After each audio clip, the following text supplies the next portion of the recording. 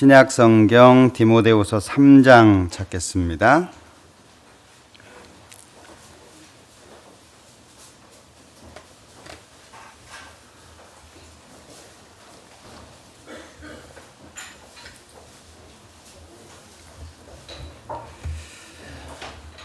디모데후서 3장 15절입니다.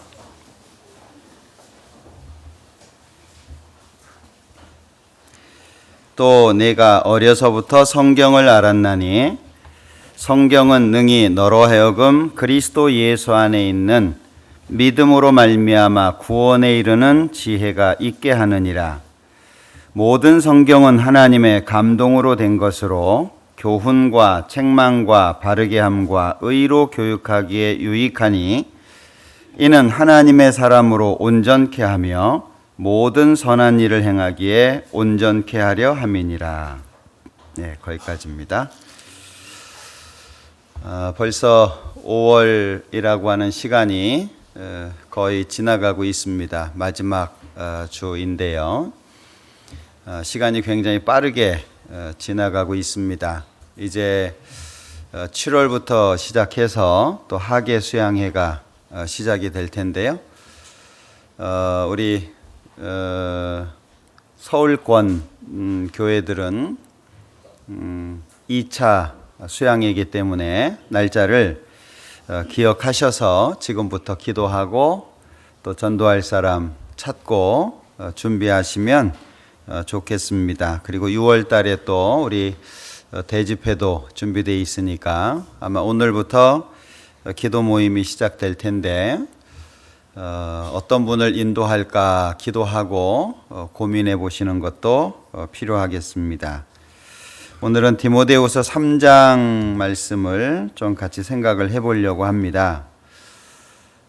디모데후서 3장 15절부터 17절까지는 성경을 주신 목적이 무엇이며 성경을 통해서 하나님께서 원하시는 것이 무엇이냐라고 하는 구체적인 내용을 말씀하고 있는데요. 우선 15절에서는 믿음으로 말미암아 구원에 이르는 지혜가 성경 안에 있다라고 말씀하셨고 16절에서는 모든 성경은 하나님의 감동으로 된 건데 네 가지가 성경 안에 있다고 말씀합니다. 교훈, 책망, 바르게 함, 의로 교육하는 것, 이 네 가지가 성경 안에 있다라고 말씀하시면서 17절에 네 가지를 담아주신 목적을 말씀하고 있는데요. 첫 번째는 하나님의 사람으로 온전케 되는 것, 하나님의 자녀로 만드는 것이 첫 번째고, 두 번째는 하나님의 사람으로서 모든 선한 일을 행하는데 온전케 하기 위해서 성경을 주셨다라고 여기 목적을 말씀하고 있습니다. 오늘 이 내용을 좀 같이 생각을 해보려고 하는데요. 구원이라고 하는 것이 무엇일까? 지금 우리 시대에 많은 사람들이 구원을 받았다라고 얘기를 하고 또 구원에 대한 그 내용을 이야기하기도 하는데 과연 구원이라고 하는 것이 뭘까?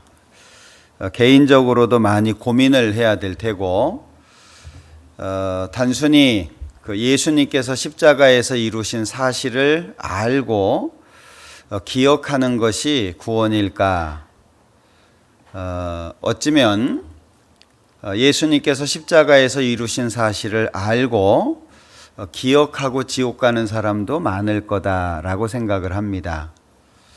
예수님 당시에 그 예수님 앞에 그 종교 생활을 했던 많은 종교가들이 있잖아요.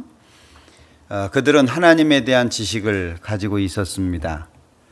그리고 하나님 앞에 자신들의 믿음이 좋다고 생각을 했고 하나님 앞에 자신들의 삶의 모습이 가장 바르다고 생각을 했을 거예요. 그런데 오히려 예수님은 그들을 책망하셨잖아요. 그리고 요한복음 16장에 보면 예수 믿는 사람들을 죽이면서 이렇게 하는 것이 하나님을 섬기는 예라 하리라 라고 분명히 하나님에 대한 지식을 가지고 있는데 자기들의 원하는 그 교리를 받아들이지 않는다고 해서 죽이는데 그러면서 이렇게 하는 것이 하나님을 섬기는 예다라고 얘기한다는 것은 모순된 거잖아요. 하나님을 이상한 분으로 만드는 거죠.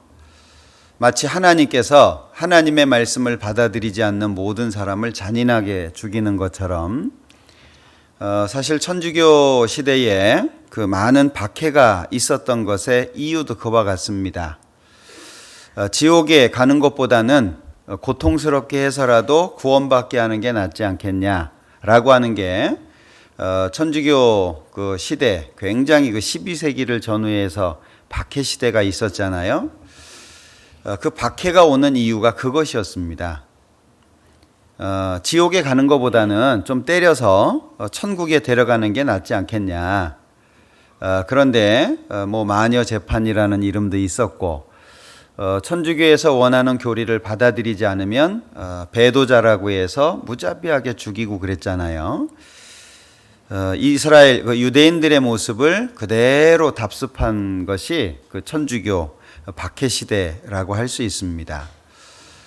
지금 우리 시대는 그 복음이라고 하는 것이 굉장히 개방되어 있고 구원이라고 하는 것을 우리뿐만이 아니라 많은 기성 교단에서도 지금 전하고 있습니다.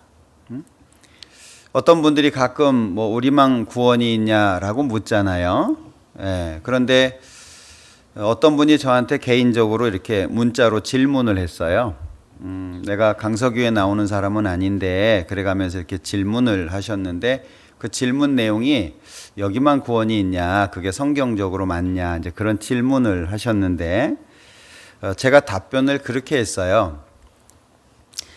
그런 의미가 아니고 구원을 받아야 하나님의 자녀가 되고 구원을 받고 하나님의 자녀가 된 사람이 하나님을 기쁘시게 하고 하나님과의 관계가 이어지는 건데 요즘에는 하나님의 자녀가 되는 부분에 대한 강조보다는 하나님을 믿으면 복 받는다라고 하는 부분이 강조되기 때문에 구원에 대한 부분이 희미해지고 있는 거 아니냐.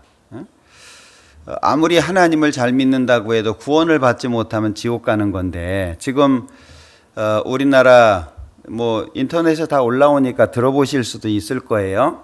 들어보시면 구원에 대한 강조보다는 축복에 대한 강조가 굉장히 많습니다. 그러니까 교회 생활을 하면서도 자신의 정체성을 잘 확인하지 못하는 것이 현재의 모습인데 그것은 바른 것이 아닌 것 같다라는 생각을 개인적으로 합니다.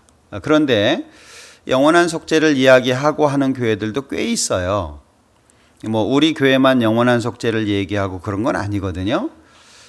그런데 문제는 이 구원이라고 하는 것이 지식에 해당된 부분이냐 아니면 고린도전서 12장에 말씀하신 것처럼 성령으로 아니하시고는 주시라 할 수 없다. 이게 성령과 관련된 부분이냐.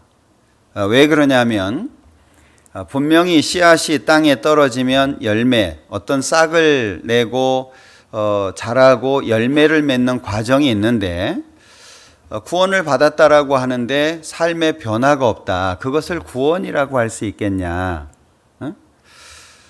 물론 이거는 개인적으로 고민을 해야 될 부분입니다. 어떤 사람이 네가 구원 받았다 안 받았다라고 이렇게 정해줄 수 있는 문제는 아니고 개인적으로 내가 구원을 받은 이후 분명히 성령으로 말미암은 변화가 있는지 아니면 구원받았다고 했는데 교회는 나오지만 별로 변화가 없는지 개인이 고민을 해야 될 부분입니다. 그래서 이 구원이라고 하는 부분을 지식적인 부분으로만 오해해서 받아들이지 않았으면 좋겠다. 심지어 어떤 분들은 뭐 이렇게 얘기하면 구원이에요. 뭐 이렇게 얘기하는 경우도 있는 것 같은데 참 예민하고 민감한 부분 같아요. 여기 잡아 놓으시고 고린도 후서 5장을 보죠.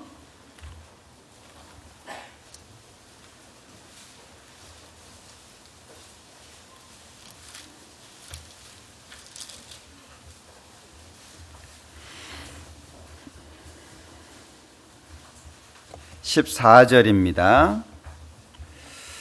그리스도의 사랑이 우리를 강권하시는도다. 우리가 생각건대 한 사람이 모든 사람을 대신하여 죽었은즉 모든 사람이 죽은 것이라. 여기 그리스도의 사랑이 우리를 강권한다. 이 강권이라고 하는 것이 힘을 들여서 이끄는 것을 말하죠. 강권한다 그래놓고 우리가 생각건대 한 사람, 예수님이 모든 사람을 대신하여 죽었은즉 모든 사람이 죽은 것이라. 심판의 소멸을 말하죠. 죄인이 받아야 될 심판을 예수님께서 대신 받으심으로 말미암아 이제 심판을 받지 않게 되는 그 심판의 소멸에 대한 말씀이죠. 그런데 15절에 보면 저가 모든 사람을 대신하여 죽으심은 산자들로 하여금 다시는 저희 자신을 위하여 살지 않고 오직 저희를 대신하여 죽었다가 다시 사신 자를 위하여 살게 하려 함이니라. 14절이 이루어졌다면 15절로 연결이 돼야 된다는 겁니다. 단순히 예수님께서 내 죄를 영원히 용서해 놓으셨고 이제 예수님이 심판을 받으셨기 때문에 내가 심판받지 않는다. 거기에서 머무는 게 아니라 15절까지. 그러면 그렇게 하신 목적이 뭐냐? 오직 저희를 대신하여 죽었다가 다시 사신 자, 예수님을 위해서 살게 하려고 대신 죽어주신 거다라는 내용이잖아요. 그러면 첫 번째는 예수님께서 내 대신 심판을 받으셨다는 것이 마음속에 믿어져야 되고, 그리고 두 번째는 15절처럼 예수님을 위해서 사는 삶이 나와야 된다는 거죠. 뭔가 나오지 않는 것은 문제가 있다는 거예요. 구원받은 지 수년이 흘렀는데도 불구하고 뭔가 삶의 변화가 안 나타나고 마음의 변화도 안 나타난다. 그것을 과연 구원을 받은 사람이냐, 이렇게 보기는 쉽지 않을 거예요. 왜냐하면 첫 번째, 믿음을 통해서 구원을 받아들이지만 그 믿음이 행위로 말미암아 확증되는 겁니다. 그래서 로마서를 통해서 구원을 받고 야고보서를 통해서 삶의 변화가 행실로 나타나야 된다는 거죠. 그런데 구원받았다는 말은 하는데 생각하는 방식, 가치관, 살아가는 모습이 구원받지 않은 사람의 모습이라고 한다면 그걸 과연 구원을 받았다라고 말할 수 있을까? 갈라디아서 3장을 보죠.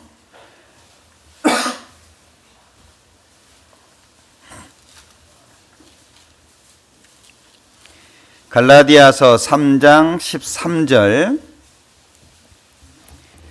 그리스도께서 우리를 위하여 저주를 받은 바 되사 율법의 저주에서 우리를 속량하셨으니 기록된 바 나무에 달린 자마다 저주 아래 있는 자라 하였습니다. 여기에 우리를 위해서 저주를 받았다. 심판을 대신 받으셨죠. 그래서 율법의 저주에서 우리를 건져내셨다. 속량하셨다라고 말씀합니다. 그러니까 율법의 저주라고 하는 것은 율법을 어김으로 말미암아 주어지는 결과를 말하잖아요. 죄 삭은 사망인데 죄로 말미암은 심판을 말하잖아요. 이 저주받은 거거든요. 이 갈라디아서 3장 13절에서는 예수님께서 우리를 위해서 율법의 저주를 대신 받으셨다라고 하는 걸 말씀하고 있는데요. 로마서 8장을 한번 보죠.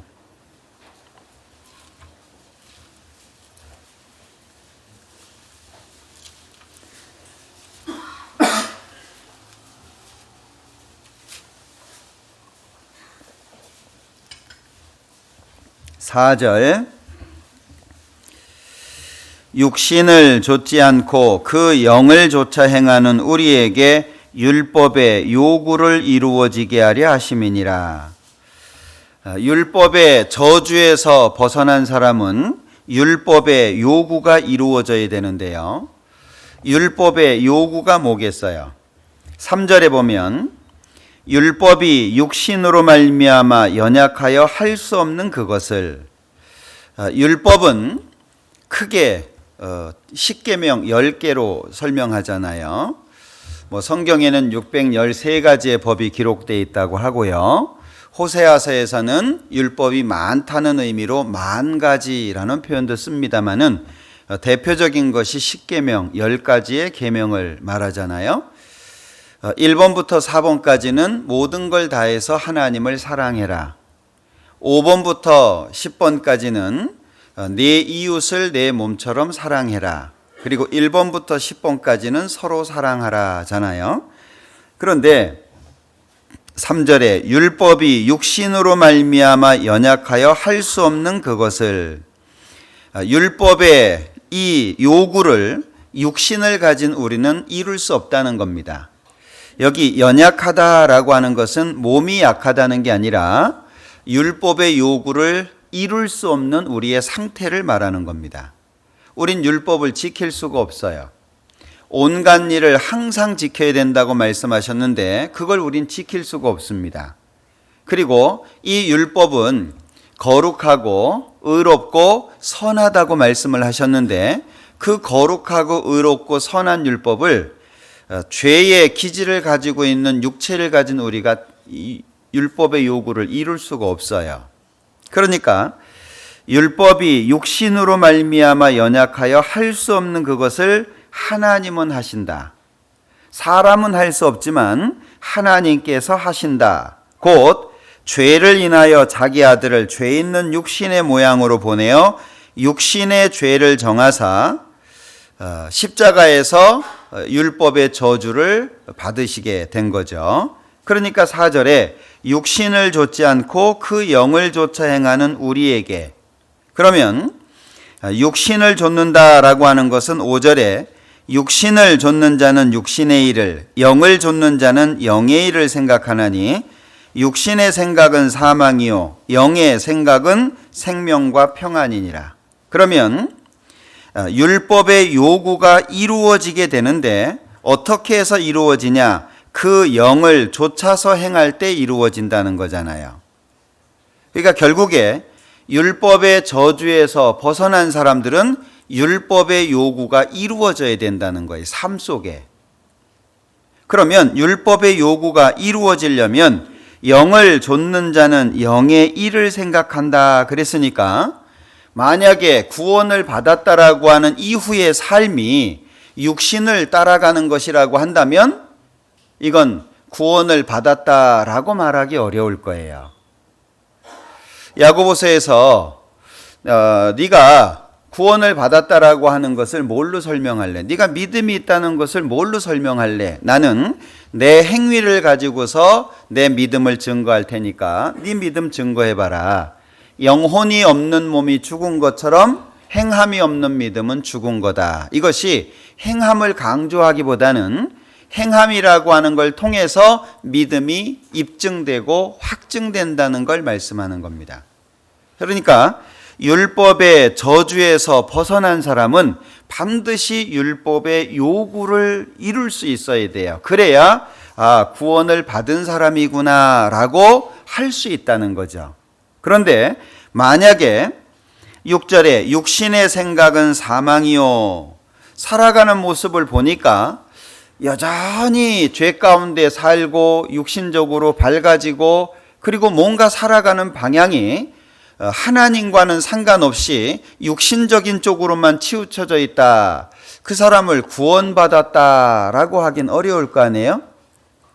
뭔가 주님의 일을 하자 그랬을 때 뒤로 물러나가지고 육신적인 생각을 하고 그걸 꼭 해야 되냐? 꼭 그렇게 살아야 되냐? 아니 구원받으면 됐지 뭘 또 그렇게 또 살아야 되냐? 이런 생각 속에 살고 있다면 그게 과연 구원일까? 구원이라고 하는 것이 그렇게 값어치가 없을까? 구원이라고 하는 것이 내 생활 하나 바꿔주지 못하고 내 마음 하나 바꿔주지 못할 정도로 그렇게 값이 없을까? 예수님이 십자가에 죽어주신 것은 우리 죄를 용서하고 율법의 저주에서 벗어나게 하는 것만 있는 건 아니잖아요. 구원과 함께 영원한 영광을 주려고 하는 건데, 구원을 받았다라고 하는 사람의 마음이 그렇게 바뀌지 않는다면 둘 중에 한 가지일 거예요. 십자가의 능력이 약하거나, 그죠? 아니면 구원이 아니거나, 둘 중에 한 가지일 거 아니에요. 그런데 십자가의 능력이 약한 것은 아니겠죠. 그렇다면 결국에 그 율법의 저주, 예수님의 십자가를 마음속에 온전히 받아들이지 못했을 수 있다는 거예요. 전 이 부분을 개인적으로 많이 고민해야 될 거다라고 생각을 합니다. 왜냐하면 주님이 재림하셨을 때 그 주님을 만날 수 있느냐 없느냐라고 하는 것은 개인적인 선택이지, 앞에서 목사가 구원 받았습니다, 당신은 받았어요, 이렇게 도장 찍어준다고 하나님 앞에 설 수 있는 건 아니잖아요. 내 삶의 모습을 보고 내 마음 상태를 보고 정말 내가 하나님 앞에 바른 믿음을 가지고 있는지는 자기 스스로 계속 확증을 해야 될 거예요. 우리가 신앙생활이라고 하는 것을 하면서 계속 부딪히게 되고, 또 새로운 일을 경험하게 되고, 또 어떤 어려운 일을 만나게 되고, 분명히 그럴 수 있어요. 그런데 하나님 앞에 확실한 믿음을 갖고 있는 사람은 어려움이라고 하는 것이 다가올 때 믿음을 발전시키는 계기가 됩니다. 그런데 확실한 믿음이 없는 사람들은 어려움이 다가올 때 믿음이 없는 걸 드러내는 계기가 돼요. 오히려 믿음이 있는 사람은 어려울수록 그 믿음이 점점 빛나고 발전하게 돼 있거든요. 그런데 믿음이 확실치 않은 분은 어려움이 올 때마다 자기 본 모습이 나타나는 거예요. 이게 양인지 염소인지 이게 드러나게 돼 있는 겁니다. 만약에 우리가 하나님 앞에 딱 섰는데 염소면 어쩔 거예요? 그게 다른 사람의 책임이 아니라 자기 책임입니다. 말씀이 안 들어온다든지, 교제가 잘 안 된다든지, 구원받은 사람들과 어울리지 못한다든지, 뭔가 하나님이 명령하신 그 명령에 순종하기를 싫어한다든지, 그러면 하나님의 백성이라고 하는 표시를 뭘로 나타낼 거냐, 그 얘기예요. 이건 개인적인 문제입니다. 저는 주님이 오실 때 가능하면 우리 교회 모든 분들이 하나님 앞에 서기를 바라요. 한 사람도 남김없이 다 하나님 앞에 가기를 원합니다. 그러나 그건 제 마음일 뿐이지 제가 할 수 있는 영역은 아니에요. 누가 나를 인정해 준다고 내 믿음이 완전해지는 건 아니잖아요. 하나님 앞에 개인적인 문제거든요. 아마 분명히 믿음이 확실치 않은 분들이 이 가운데 있을 수 있을 거예요. 앞으로 수양회도 있고 대집회도 있고 그러기 때문에 스스로 믿음이 불확실하다라고 생각되시는 분들은 그런 기회들을 통해서 내가 정말 바른 믿음을 가지고 있는지 확인해 보시기를 권유를 드립니다. 분명해야 되잖아요. 그죠? 무엇보다도 이게 아주 중요한 부분이잖아요. 그래서 예수님께서 내 죄를 영원히 용서하셨다는 것을 받아들인 사람은 반드시 율법의 요구가 이루어지는 삶이 나와야 된다는 거예요. 로마서 8장 찾았으니까요. 28절을 볼게요. 우리가 알거니와 하나님을 사랑하는 자 곧 그 뜻대로 부르심을 입은 자들에게는 모든 것이 합력하여 선을 이루느니라. 여기에 모든 것이 옆에 번호가 있잖아요. 나나주에 보면 2번하고 어떤 사본에 하나님이 모든 것을 합하여 선을 이루시느니라. 그러면 선을 이루시는 주체가 하나님이잖아요. 그럼 우리가 해야 될 일이 뭐죠? 합력하는 겁니다. 우리가 하는 일은 합력하는 거예요. 선을 이루시는 건 하나님이 하시는 것이고 우리가 해야 될 일은 합력하는 겁니다. 그런데 합력이 잘 안 된다. 과연 그 가운데 하나님의 뜻이 있을까요? 교회에서 뭔가 하려고 하는, 물론 교회에서 하는 모든 것이 다 완전하지는 않습니다. 사람들이 의논하고 사람들이 결정하는 것이기 때문에. 다만 많이 기도하고 의논하는 가운데에서 하나님의 뜻에 근접할 수 있는 결정을 하려고 하죠. 그런데 어떤 결정이든지 어떤 경우에는 바르지 않은 것이 결정이 될 때도 있어요. 보기에 저건 합리적이지 않은데 저건 저렇게 하면 안 될 것 같은데 그런 경우도 생길 수 있습니다. 그런데 믿음이 확실치 않은 분들은 그것이 비난거리가 돼요. 역시 교회 똑같아. 뭐 구원받았다고 소리 쳐봐야 뭐 다 그게 그거야. 이런 마음이 됩니다. 그런데 구원을 확실하게 믿음이 확실한 사람은 저러면 안 되는데 그리고 기도를 해요. 다르거든요. 왜냐하면 집에서 불이 났어요. 그럼 손님은 밖으로 튈 거고 주인은 불을 끌 거 아니에요. 그죠? 어떻게든 끌려고 할 거 아니에요. 내 마음이 어떤 일이 생겼을 때 튀는 마음이냐 아니면 끌려고 하는 마음이냐 잘 한번 생각해 보면 내가 바깥쪽 사람인지 안쪽 사람인지 금방 드러나게 돼 있어요. 우리 신앙생활이라고 하는 것이 그렇죠. 이것이 우리 마음속에 좀 명확해졌으면 좋겠습니다. 자, 요한복음 3장을 한번 보죠.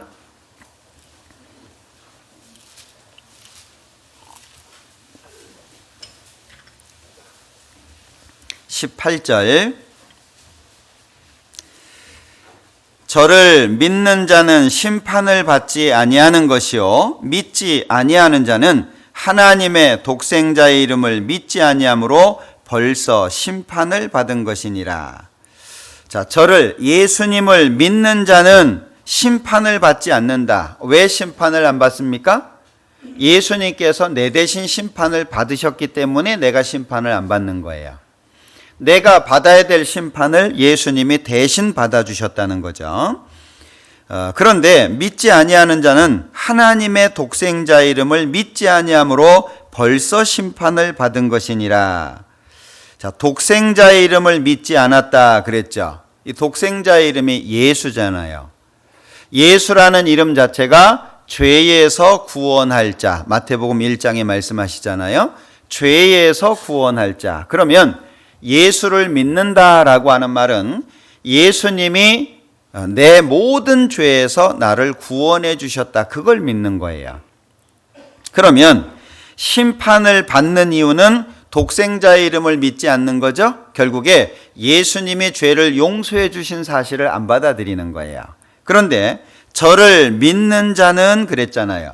그럼 저를 예수 믿는다는 게 뭡니까? 예수님이 내 죄를 십자가에서 영원히 용서하셨다는 사실을 믿는 거예요. 예수라는 이름의 뜻이 죄에서 구원할 자 이거거든요. 결국에 심판을 받는 조건은 예수님의 십자가의 사건을 믿었냐 안 믿었냐라고 하는 겁니다. 자, 그런데 구원을 받은 사람이 삶을 살아가는 데 있어서 실수할 수 있고 죄를 지을 수 있어요.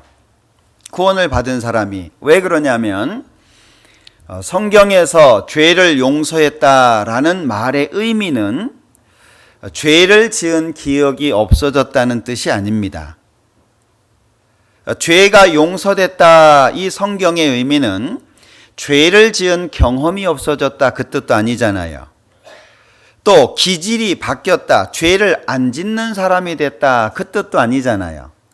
그러면 성경에서 죄가 용서됐다라고 하는 말이 무슨 뜻이냐면 죄 값이 지불됐다 그 뜻이잖아요. 내가 갚아야 될 죄값을 예수님이 대신 갚아주셨다 그 뜻이거든요.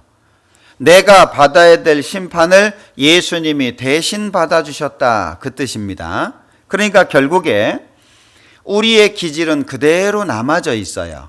그러니까 살면서 유혹을 받을 수도 있고 때로는 넘어질 수도 있고 어떤 경우에는 시험 속에 빠져서 어려운 시간을 보낼 수도 있어요. 자, 구원을 받은 이후에 짓는 죄는 어떻게 처리할 거냐? 요한 1서 1장입니다.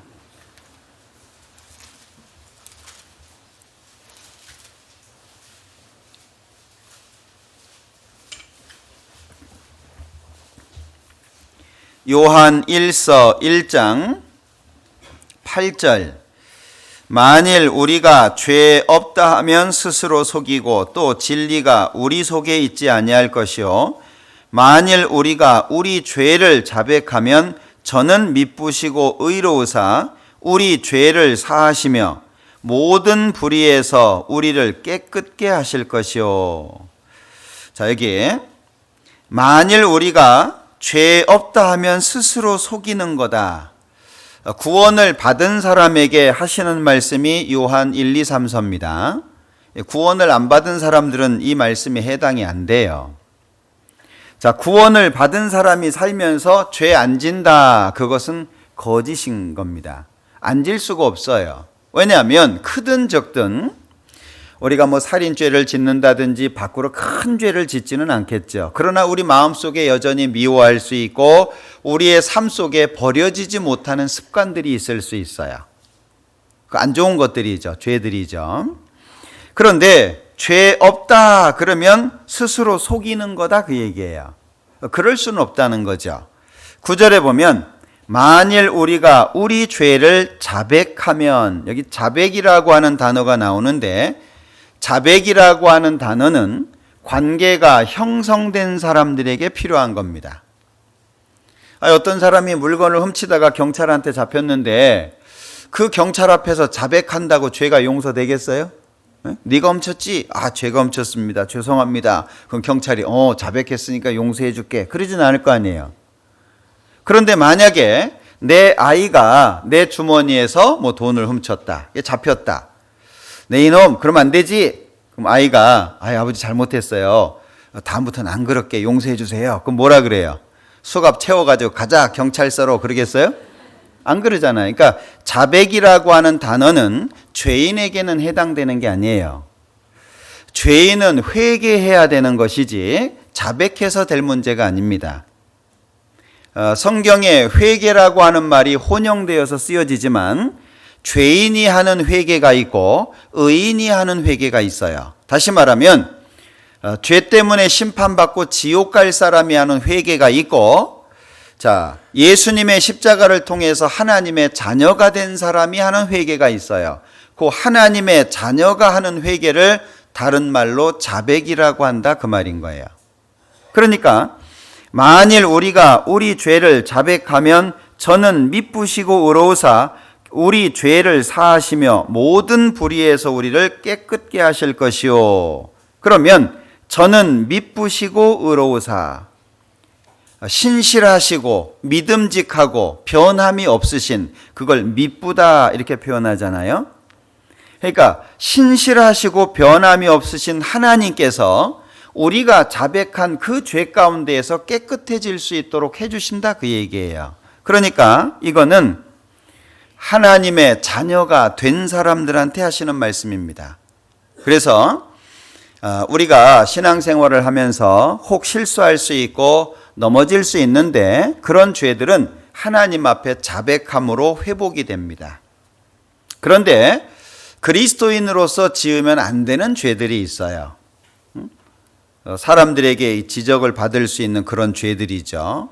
구원받은 사람이 사기를 친다든지 남의 돈을 떼먹는다든지 뭐 이러면 안 되잖아요. 그죠? 구원을 받은 사람들이 뭔가 다른 사람들에게 피해를 준다든지 다른 사람을 어렵게 한다든지 뭐 이래서는 안 되잖아요. 만약에 그런 죄를 지으면 자백 가지고 안 됩니다. 그게 히브리서 12장의 징계입니다. 구원을 받은 하나님의 자녀는 징계는 있지만 심판이 없어요. 이걸 구분을 잘 하셔야 됩니다. 징계는 자녀에게 주어지는 것이고 심판은 죄인에게 주어지는 거예요. 심판은 지옥과 연결된 것이고 자백이라고 하는 거, 이 징계라고 하는 것은 삶의 변화와 연결되어 있는 거예요. 이거 잘 구분하셔야 됩니다. 예수님이 내 죄를 영원히 용서했다는 것을 믿음으로 하나님의 자녀가 되는데 자녀가 된 이후에 짓는 죄는 자백 그리고 징계를 통해서 회복이 돼요. 왜냐하면 한 번 구원은 영원한 구원이거든요. 요한복음 10장을 보겠습니다.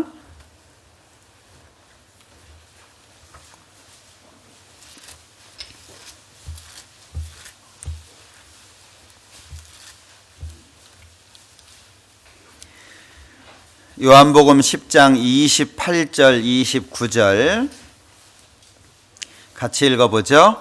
내가 저희에게 영생을 주노니 영원히 멸망치 아니할 터이요 또 저희를 내 손에서 빼앗을 자가 없느니라. 저희를 주신 내 아버지는 만유보다 크심에 아무도 아버지 손에서 빼앗을 수 없느니라. 하나님께서 주신 구원은 절대 불변입니다. 히브리서 10장을 한번 보죠.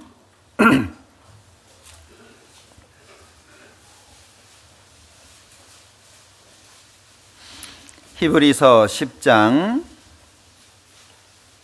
16절 주께서 가라사대 그날 후로는 저희와 세울 언약이 이것이라 하시고 내 법을 저희 마음에 두고 저희 생각에 기록하리라 하신 후에 또 저희 죄와 저희 불법을 내가 다시 기억지 아니하리라 하셨으니 이것을 사하셨은즉 다시 죄를 위하여 제사 드릴 것이 없느니라. 여기 17절에 또 저희 죄와 저희 불법을 내가 다시 기억지 아니하리라. 요 아니라고 하는 단어가 원래 원어에 보면 부정이 극대화되어 있는 단어인데 무슨 일이 있어도 기억하지 않는다.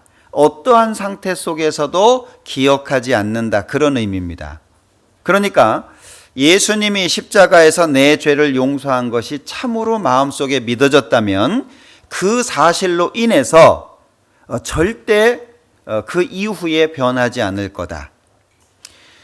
자녀는 잘 살아도 자녀고 잘 못해도 자녀잖아요. 그죠? 자식이 잘 못했다고 호적에서 파버리면 여기 호적 갖고 있는 사람 몇 사람이나 되겠어요? 시도 때도 없이 다 파버리지. 그러니까 부모가 많이 참아주잖아요. 결국에 여기 기억지 아니하리라 했을 때 이것은 십자가의 완전성, 안전성을 말하는 겁니다. 예수님께서 십자가에서 다 이루었다 하셨던 그 선언, 자기 피로 영원한 속죄를 이루셨다라고 하는 사실을 완전하게 해주고 안전하게 해주는 거예요. 그러니까 그 사실을 정확하게 마음속에 믿었다면 그 이후의 삶 속에 혹 죄를 지을 수 있다라고 할지라도 그것으로 인해서 바뀌지 않는다 그 얘기예요. 근데 문제는 하나님과 자녀라고 하는 관계는 바뀌지 않지만 사이는 나빠질 수 있어요. 자식이 잘못하면 부모와 사이가 나빠지잖아요. 그래서 그 나빠진 사이를 다시 좋게 회복할 수 있는 방법이 자백이자 징계라는 거예요. 이해되시죠? 그래서 우리가 뭔가 구원받은 이후에 잘못한 것들이 있다면 하나님 앞에 자백하고 그 죄로부터 벗어나려고 해야 될 거예요. 그러면 하나님께서 그 죄 가운데에서 깨끗하게 해주실 것이고 혹 구원받은 사람이 지으면 안 되는 그런 죄들 속에 있다면 하나님께서 징계를 하시게 될 거예요. 자, 히브리서 12장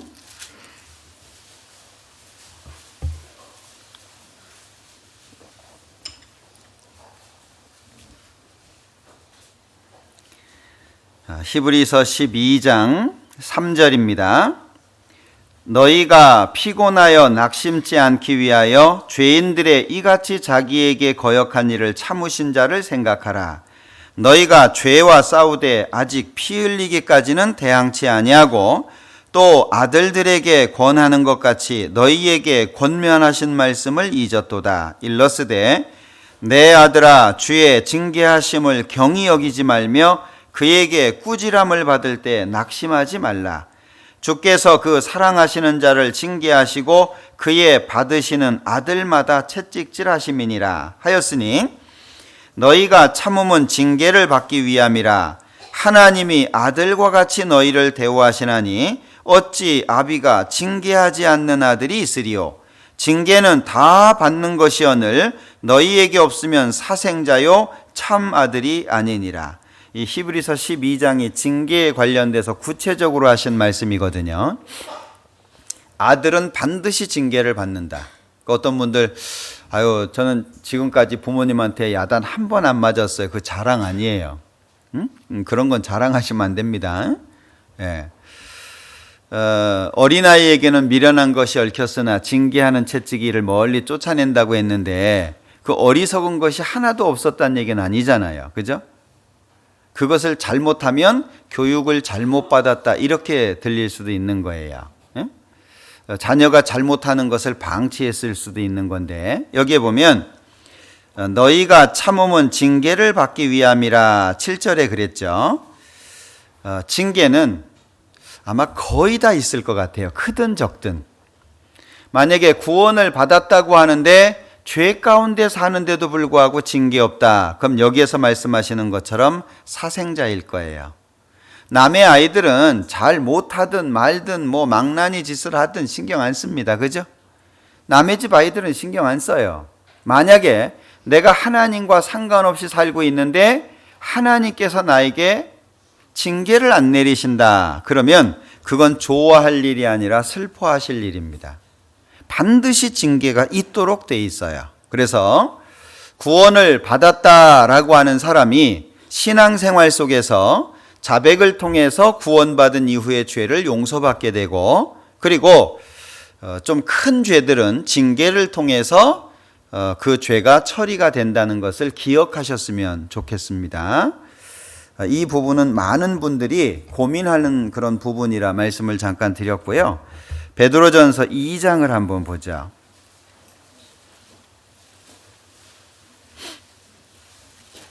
베드로전서 2장 24절 친히 나무에 달려 그 몸으로 우리 죄를 담당하셨으니 이는 우리로 죄에 대하여 죽고 의에 대하여 살게 하려 하심이라. 저가 채찍에 맞음으로 너희는 나음을 얻었나니. 여기 예수님께서 친히 나무에 달려서 죄를 담당하셨다는 거죠. 그렇게 하신 이유가 뭐냐? 이는 우리로 죄에 대하여 죽고 이 죄에 대하여 죽고가 죄인으로서 짓는 죄를 말하는 게 아닙니다. 구원받기 이전 상태를 말하는 게 아니에요. 구원받은 이후를 말하는 거예요. 구원받은 이후에도 계속 죄를 지을 수 있지만 그 죄에 대해서 죽어라 그 얘기죠. 그리고 의에 대해서 산다. 그런 방법은 영을 따라 사는 거거든요. 내 육신, 내 마음에 충실한 게 아니고 내 지식, 내 경험에 충실한 게 아니고 하나님의 말씀과 성령의 인도를 중시해야 된다는 얘기잖아요. 자, 그것을 위해서 예수님이 십자가에 죽어주셨다는 겁니다. 그래서 바울 사도는 크게 두 가지를 우리에게 권고해 주고 있는데 첫 번째가 로마서를 통해서 이신득의라고 하는데요. 이자가 써이자입니다. 그러니까 이신, 믿음으로써 득의, 득은 얻는다는 거잖아요. 의를 얻는다. 그러니까 행위를 통해서 의로워지는 게 아니라 믿음을 통해서 의로워진다. 그걸 말한 게 로마서입니다. 그래서 오직 의인은 믿음으로 말미암아 살리라 라고 말씀하잖아요. 그리고 두 번째가 고린도전서 10장에서 말씀하시는 이타주의입니다. 고린도전서 10장을 한번 보죠.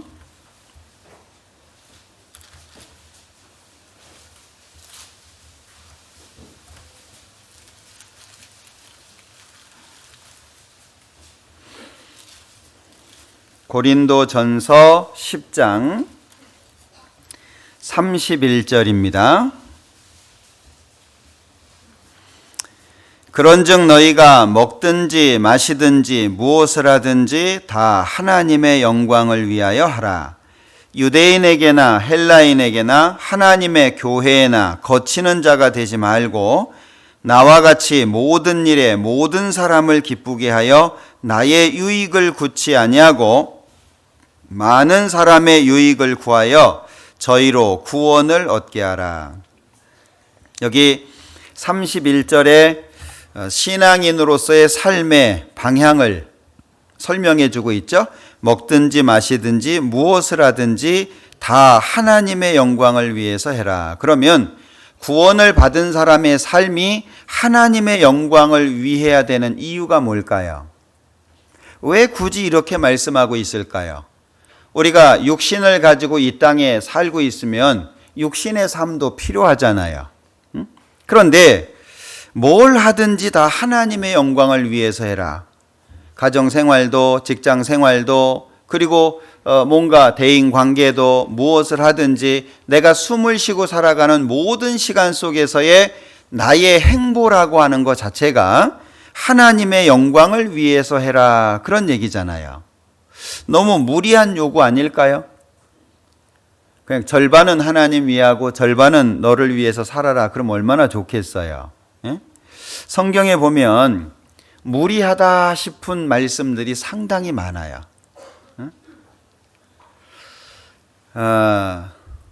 이 고린도후서에 보면 믿지 않는 자와 멍해를 같이 하지 마라 이 말씀이 있잖아요. 그것도 많은 분들이 질문을 합니다. 특히 우리 교회 안에서도 질문을 하지만 하나님 믿기를 거부하는 분들, 우리가 전하는 복음을 거부하는 분들이 많이 질문하는 거예요. 왜 구원받은 사람들끼리만 결혼하라고 하냐? 에? 아니, 구원 안 받은 사람하고 결혼해가지고 그 구원 시키면 될 거 아니냐? 그렇게 얘기하거든요. 그 많이 질문을 하는 내용 중에 하나입니다. 그럼 그렇게 하면 어떻게 될까요? 이제 불을 보듯 뻔하죠. 고린도 후서 6장입니다. 고린도전서 10장은 잡아놓으시고요.